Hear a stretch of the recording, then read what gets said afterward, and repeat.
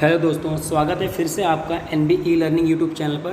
तो आज हम कक्षा 12वीं राजनीति विज्ञान के खंड खा स्वतंत्र भारत में राजनीति के पाठ्य पुस्तक में से पार्ट 3 नियोजित विकास के MCQ क्वेश्चन आंसर लेकर आए हैं।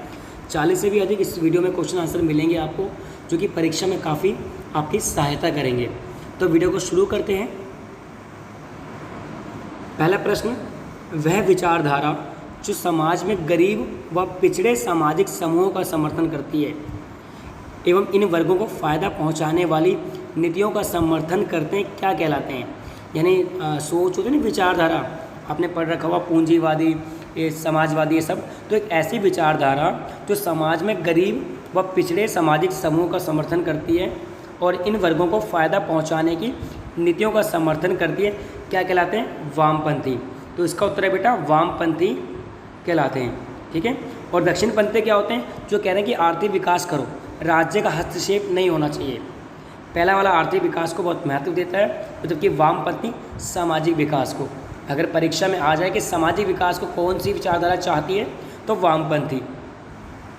प्रश्न नंबर 2, वह विचारधारा जो यह मानती है कि सरकार को अर्थव्यवस्था में गैर जरूरी हस्तक्षेप नहीं करना चाहिए, यानी सरकार को बाजारू क्रियाओं में हस्तक्षेप नहीं करना चाहिए, देश को आर्थिक विकास में आगे बढ़ाना चाहिए। कौन है वो बेटा? वो है दक्षिणपंथी। कौन? दक्षिणपंथी।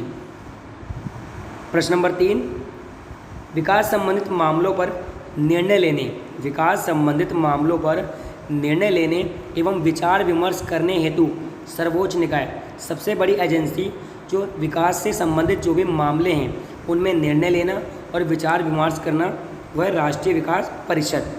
संस्था का नाम क्या है? राष्ट्रीय विकास परिषद। देखो बेटा, पाठ का नाम है नियोजित विकास, यानी प्लानिंग डेवलपमेंट, प्लानिंग से डेवलपमेंट करना। तो ऐसे ही प्रश्न आएंगे जो कि देश के विकास और देश के नियोजन से जुड़े हों। प्रश्न नंबर 4 की ओर बढ़ते हैं। राष्ट्रीय विकास परिषद का गठन किस साल हुआ?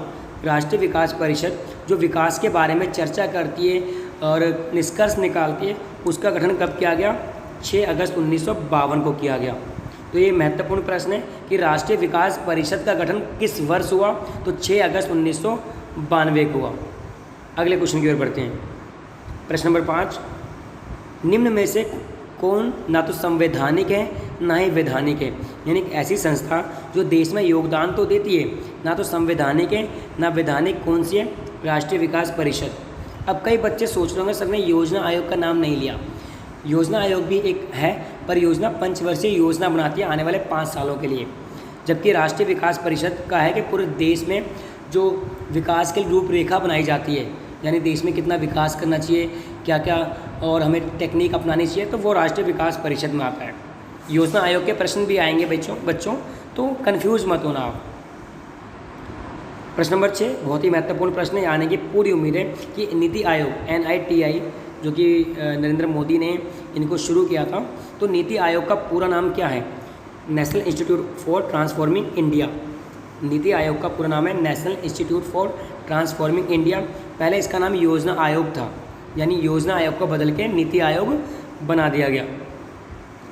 प्रश्न नंबर 7, राष्ट्रीय विकास परिषद, राष्ट्रीय विकास परिषद का पदेन अध्यक्ष, यानी कौन सा इसका प्रेसिडेंट होता है? जो वो होता है देश का प्रधानमंत्री। और योजना आयोग में भी सेम रूल अप्लाई होता है, तो कंफ्यूज मत होना। राष्ट्रीय विकास परिषद का पदेन अध्यक्ष प्रधानमंत्री जी होते हैं। प्रश्न नंबर 8, पंचवर्षीय योजनाओं के अनुमोदन से संबंधित मामलों पर निर्णय लेने वाला सर्वोच्च निकाय, जो 5 आने वाली पंचवर्षीय योजना है, तो प्लानिंग योजना तो प्लानिंग बनाता है, लेकिन उनके मामलों पर निर्णय लेने वाला सर्वोच्च निकाय क्या है? राष्ट्रीय विकास परिषद। भाई नाम से स्पष्ट हो रहा है कि देश के विकास की council, national council of development. प्रश्न नंबर 9 की ओर बढ़ते हैं। निम्नलिखित में से कौन सा नीति आयोग का कार्य नहीं है? नीति आयोग जो आज नई बनी है NITI, ठीक है, national institute for transforming India, तो कौन सा काम नहीं है? तो उसका बेटा काम कौन सा नहीं है? भारत में पंचवर्षीय योजना को अंतिम स्वीकृति देना, ये कार्य नहीं है, अंतिम स्वीकृति नहीं देता ये। तो 3 काम कौन कौन से हैं? राष्ट्रीय विकास प्राथमिकताओं के क्षेत्रों, रणनीतियों के एक साझा विकसित दृष्टि करना, सहकारी संघवाद को बढ़ावा देना ज्ञान, नवाचार, उद्यमशीलता को बनाना। तो ये सारे महत्वपूर्ण इसके कार्य हैं। ठीक है बच्चों, तो भारत की पंचवर्षीय योजना को स्वीकृति देने के अलावा सारे कार्य किसके? नीति आयोग के। प्रश्न नंबर 10, नीति आयोग की एस्पिरेशनल डिस्ट्रिक्ट पहल के बारे में कौन सा कथन सही है? तो बेटा आपका जो कथन सही है वो है कि प्रधानमंत्री नरेंद्र मोदी जी ने 5 जनवरी 2016 को आकांक्षात्मक जिला कार्यक्रम, इसका हिंदी नाम है बेटा आकांक्षात्मक जिला कार्यक्रम, एस्पिरेशन डिस्ट्रिक्ट पहल 5 जनवरी 2016 को शुरू किया। प्रश्न नंबर 11, लोग पश्चिमीकरण की होड़ में कई बार ऐसी चीज़ों को अपने जीवन में अपना लेते हैं। लोग पश्चिमीकरण की होड़ में कई बार ऐसी चीज़ों को अपने जीवन में अपना लेते हैं जो हमारी सभ्यता से बिल्कुल मेल नहीं खाती। यानी जैसे कि हम जीन्स पहन रहे हैं, अब बाल स्पाइक कटवा रहे हैं, ठीक है, हमारे ड्रेसिंग सेंस, खाने का सेंस अलग हो गया। इसे कहते क्या है? इसे कहते हैं पश्चिमीकरण। ठीक है, वेस्टराइजेशन। ठीक है, पश्चिमीकरण। प्रश्न नंबर 12 महत्वपूर्ण प्रश्न है। नीति आयोग में उप सभापति की नियुक्ति किसके द्वारा की जाती है? जो उसका एक तो सभापति होता है जो प्रधानमंत्री होते हैं, लेकिन उप सभा की नियुक्ति किसके द्वारा की जाती है? देश के प्रधानमंत्री द्वारा। क्योंकि वो सभापति होते हैं तो वो अपने खुद उप सभापति चुनते हैं। प्रश्न नंबर 13, निम्न में से कौन सा राष्ट्रीय विकास परिषद के सदस्य हैं? तो राष्ट्रीय विकास परिषद के सदस्य बेटा कौन कौन से हैं? सभी कैबिनेट मंत्री और नीति आयोग के सदस्य। सभी कैबिनेट मंत्री और नीति आयोग के सदस्य राष्ट्रीय विकास परिषद के सदस्य माने जाते हैं। प्रश्न नंबर 14, राष्ट्रीय विकास परिषद की पहली मीटिंग कब हुई? 1952 में। 1952 6 अगस्त के दिन इसको जब फॉर्मेशन हुआ था तो 1952 ईयर में ही इसकी मीटिंग हुई। राष्ट्रीय विकास परिषद की प्रथम बैठक की अध्यक्षता किसके द्वारा की गई? तो जब पहली मीटिंग 1952 में हुई तो उस समय देश के प्रधानमंत्री पंडित जवाहरलाल नेहरू थे, यानी कि जवाहरलाल नेहरू द्वारा राष्ट्रीय विकास परिषद की प्रथम बैठक की अध्यक्षता की गई। प्रश्न नंबर 16, राष्ट्रीय विकास परिषद अब तक कितनी बैठक हो चुकी हैं? अब तक राष्ट्रीय विकास परिषद में कितनी बैठक हो चुकी है? तो इनमें से कोई नहीं है, ये आंसर मान जाएगा। ना कि 55 हुई, ना 54, ना 56, कोई नहीं। 17वां प्रश्न है, निम्नलिखित कथनों की जांच करें और त्रुटि को पहचानें। यानी कुछ कथन दे रखे हैं, उसमें एक गलत कथन होगा, वो क्या है? शुरुआत करते हैं। तो पहले, राष्ट्रीय विकास परिषद भारत सरकार द्वारा गठित एक वैधानिक संस्था है। मैंने अभी बताया कि ये वैधानिक संस्था नहीं है, तो बेटा ये गलत है। और देखते हैं, नीति आयोग योजना आयोग के स्थान पर बनाया गया, बिल्कुल सही। 15 अगस्त 2014 को प्रधानमंत्री मोदी ने योजना आयोग की समाप्ति की बात कही, ये भी सही है। नीति आयोग सरकार का मुख्य थिंक टैंक के रूप में काम करता है, ये भी सही। तो आपको सही भी याद करना है कि नीति आयोग जो संस्था बनी है वो सरकार के थिंक टैंक यानी कि विचार विमर्श करने के लिए, उसको ज्ञान देने के लिए बनी है। और 15 अगस्त 2014 को योजना आयोग ख़त्म कर दी गई और नीति आयोग का नाम योजना आयोग का चेंज करके बनाया गया। प्रश्न नंबर 18, निम्नलिखित में से कौन सा नीति आयोग का काम नहीं है? तो नीति आयोग का काम कौन सा नहीं है? केवल आर्थिक मुद्दों पर सरकार को सलाह देना, ये नहीं है, बाकी और भी है। क्या क्या है? निर्देशात्मक नीतिगत गतिशीलता प्रदान करता है, केंद्र और राज्य सरकारों के विकास के प्रमुख कारणों के बारे में जानकारी देता है, देश के बेहतर आर्थिक और राजनीतिक विकास और प्रबंधन संबंधी जानकारी देता है। यानी केवल आर्थिक मुद्दों पर नहीं है, देश के विकास संबंधी सभी मुद्दों पर नीति आयोग कार्य करता है। प्रश्न नंबर 19, द्वितीय पंचवर्षीय योजना में अधिक बल किस क्षेत्र पर दिया गया? तो द्वितीय पंचवर्षीय योजना कब थी? 1956 से 1961 तक। ठीक है, याद रखना। पहली 1951 से 1955, ठीक है, 55 या 56 क्योंकि 5 साल की होती है। तो द्वितीय पंचवर्षीय योजना में किस पर अधिक बल दिया गया? तो सही उत्तर है भूमि सुधार पर, बल दिया गया भारी उद्योगों पर। पहले में कृषि क्षेत्र था, दूसरे में भारी उद्योगों पर। ये ऑप्शन थोड़े गलत हैं तो उसको ये मत देखिए, उत्तर पे फोकस कीजिए। भारी उद्योगों पर बल दिया गया द्वितीय पंचवर्षीय योजना में।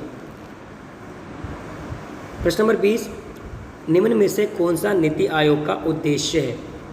तो निरंतर संरचनात्मक सहयोग की पहल और सहयोगपूर्ण तानाशाही को बढ़ावा देना, बिल्कुल नहीं है। तो सहयोगपूर्ण को बढ़ावा देना है, ठीक है। तो निरंतर संरचनात्मक सहयोग की पहल करने के लिए और सहयोगपूर्ण शासन को बढ़ावा देना। सहयोगपूर्ण शासन को बढ़ावा देना इसका उद्देश्य है। प्रश्न नंबर 21, निम्न में से कौन सा इकोनॉमी ऑफ परमानेंस नामक पुस्तक के लेखक हैं? इकोनॉमिक्स ऑफ परमानेंस के लेखक कौन है? तो बेटा जेसी कुरप्पा, ये बुक का नाम जरूर आता है। इकोनॉमी ऑफ परमानेंस के लेखक जेसी कुमारप्पा सर। प्रश्न नंबर 22, निम्नलिखित में से कौन सा एक विचार भारत के विकास की नीति के शुरुआती चरणों का हिस्सा नहीं था? तो कौन सा एक इसमें नहीं था? ऑप्शन है उदारीकरण योजना, ग्रामीण क्षेत्र की गरीबी को दूर करना, भारतीय कम्युनिस्ट पार्टी, उदारीकरण। बेटा ये 1991 में लाया गया, उदारीकरण 1991 में लाया गया, तो ये नहीं था। बॉम्बे प्लान के बारे में कौन सा कथन सही नहीं है? तो निम्न में से कौन सा कथन सही नहीं है बेटा बॉम्बे प्लान के बारे में? नंबर 1, इसमें उद्योगों के ऊपर राज्य के स्वामित्व का समर्थन किया गया, ये तो गलत है। तो बाकी सही भी पढ़ लेते हैं कि भारत के आर्थिक भविष्य का ब्लूप्रिंट था, बिल्कुल सही। इसकी रचना उद्योगपतियों ने की, बिल्कुल ठीक। इसमें नियोजन के विचार पर पुरजोर समर्थन किया गया, बिल्कुल ठीक। तो ये तो बिल्कुल सही है, लेकिन उत्तर ये भी क्योंकि उद्योगों पर राज्य का स्वामित्व नहीं था। प्रश्न नंबर 24, भारत ने शुरुआती दौर में विकास की जो नीति अपनाई उसमें कौन सा शामिल नहीं था? फिर क्वेश्चन, उदारीकरण शामिल नहीं था। उदारीकरण 1991 में आया था। योजना आयोग की स्थापना कब करी? अब आपका फेवरेट क्वेश्चन आ गया इस चैप्टर का, योजना आयोग। तो 15 मार्च 1950 में योजना आयोग की स्थापना की गई। आज की डेट में वर्तमान में सीईओ, चीफ एग्जीक्यूटिव ऑफिसर, मुख्य कार्यकारी अफसर कौन है नीति आयोग के? तो ये है बेटा अमिताभ कांत कौन है? नीति आयोग के वर्तमान सीईओ। पहले राजीव कुमार थे, अब वर्तमान में अमिताभ कांत। तो अगला प्रश्न, वर्तमान में नीति आयोग के उपाध्यक्ष कौन है? तो उपाध्यक्ष में प्रणब लाल उपाध्यक्ष नीति आयोग के वर्तमान में। निम्न में से कौन सा कथन सही है नीति आयोग के बारे में? तो नंबर 1, नीति आयोग का गठन 25 जनवरी को हुआ, बिल्कुल गलत है। नीति आयोग वाणिज्य उद्योग मंत्रालय के अंतर्गत आता है, बिल्कुल गलत है। नीति आयोग का पूर्ण नाम national institute of transforming India. तो नीति आयोग भारत एक थिंक टैंक पॉलिसी है, तो डी आएगा बेटा। नीति आयोग क्या आएगा? भारत का एक थिंक टैंक पॉलिसी है, ठीक है। तो ये बिल्कुल सही है कि थिंक टैंक पॉलिसी वाला एक काम करता है। भारत में अब तक कितनी पंचवर्षीय योजना हो चुकी? जीके का क्वेश्चन है, कितनी? 12 पंचवर्षीय योजना हो चुकी। भारत में अब तक 12 पंचवर्षीय योजनाएं हो चुकी हैं। निम्नलिखित में से कौन सा नीति आयोग की गवर्निंग काउंसिल का हिस्सा है? गवर्निंग मतलब कौन उसे सलाह निर्देश देता है, तो कौन है? सभी राज्यों के मुख्यमंत्री, दिल्ली पुडुचेरी के मुख्यमंत्री भी हैं, अंडमान निकोबार के लेफ्टिनेंट गवर्नर, उपरोक्त सभी, यानी सभी आ जाएगा कि जो नीति आयोग है पूरे देश की लेवल पे बनी है और राज्य भी इससे प्रभावित होते हैं। तो सभी राज्यों के मुख्यमंत्री और जो केंद्र शासित प्रदेश हैं उसके मुख्यमंत्री, उनके गवर्नर, ये सब शामिल हैं। प्रश्न नंबर 31, योजना आयोग का पदेन अध्यक्ष कौन होता है? प्रधानमंत्री होते हैं। तो योजना आयोग और राष्ट्रीय विकास परिषद दोनों के अध्यक्ष देश के प्रधानमंत्री होते हैं, जो भी उस समय रहे हों। पहले पंचवर्षीय योजना में किस पर अधिक बल दिया गया बेटा? कृषि पर दिया गया, कृषि पर भी दिया गया, ठीक है। तो मेन पहले में कृषि, दूसरे में उद्योग, या ठीक है, तीसरे में भूमि सुधार। अगला क्वेश्चन है बेटा, निम्न में से मिल्कमैन ऑफ इंडिया जिसने अमूल कंपनी बनाई, उनके नाम क्या थे? डॉक्टर वर्गीस कुरियन। डॉक्टर वर्गीस कुरियन को मिल्कमैन ऑफ इंडिया के नाम से जाना जाता है। इन्होंने ही अमूल कंपनी के बनाने में योगदान दिया। तो उड़ीसा किस धातु के लिए विख्यात है? अभी पहला चैप्टर जब स्टार्ट होता है तो उड़ीसा की कहानी आती है। तो उड़ीसा किसके लिए फेमस है?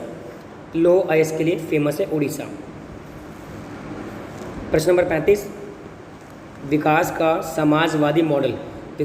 समाजवादी मॉडल किस देश ने अपनाया? तो किसने? सोवियत संघ ने। हमने सोवियत संघ से ही कॉपी करी है कि देश में लोगों का विकास किया जा सके। पीसी महालनोबिस कौन थे? एक अर्थशास्त्री के साथ साथ दूसरी पंचवर्षीय योजना के योजनाकार। तो सी इसका उत्तर है बेटा, ए और बी दोनों। तो अर्थशास्त्री थे ही, साथ में दूसरी पंचवर्षीय योजना के योजनाकार भी थे। प्रश्न नंबर 37, दूध तथा दूध से उत्पादित वस्तुओं को बढ़ावा देने के लिए उनकी बिक्री करना किस क्रांति का हिस्सा है? किस क्रांति का है बेटा? तो इसका माना जाएगा बेटा दुग्ध क्रांति। हाँ, श्वेत क्रांति, श्वेत क्रांति भी कहेंगे या दुग्ध क्रांति कहेंगे, तो ऑप्शन में थोड़ा सा इसमें कनेक्ट है, तो आप लिखोगे बेटा श्वेत क्रांति, श्वेत क्रांति, ठीक है। दूध के उत्पादन का है श्वेत क्रांति, और खेतों का ग्रीन क्रांति होता है। प्रश्न नंबर 38, भूमि सुधार का सबसे महत्वपूर्ण सफल प्रयास क्या था? बैंकों से ऋण प्राप्त होना, जमींदारी प्रथा की समाप्ति, आसान दरों पर ब्याज मिलना, तो ये सब थे। तो उपरोक्त सभी इसका उत्तर आएगा, उपरोक्त सभी। जोनिंग का मतलब क्या है? जोनिंग तो जोनिंग का मतलब होता है बेटा इलाका बंदी। जोनिंग मतलब इलाका बंदी, इलाके को बंद कर दो। 40, स्वतंत्रता के बाद भारत ने विकास के लिए कौन सा मॉडल अपनाया? तो हमने मिश्रित अर्थव्यवस्था अपनाया। आज़ादी के बाद समाजवादी भी ऑप्शन में था, उदारवादी भी ऑप्शन था, लेकिन हमने क्या किया? मिश्रित अर्थव्यवस्था का मॉडल अपनाया। प्रश्न नंबर 41 और अंतिम प्रश्न इस वीडियो का, कि भारत में सन 1944 में उद्योगपतियों का एक समूह एकजुट हुआ जिसने देश में नियोजित अर्थव्यवस्था चलाने के लिए संयुक्त प्रस्ताव तैयार किया। वह किस नाम से जाना जाता है? वह बॉम्बे प्लान के नाम से जाना जाता है। तो वीडियो यहीं समाप्त होती है, और भी अगर कुछ क्वेश्चन इंपॉर्टेंट मिलेंगे तो हम वीडियो में ज़रूर लेकर आएंगे, ठीक है। तो चैनल को सब्सक्राइब करें, लाइक करें, शेयर करें। धन्यवाद।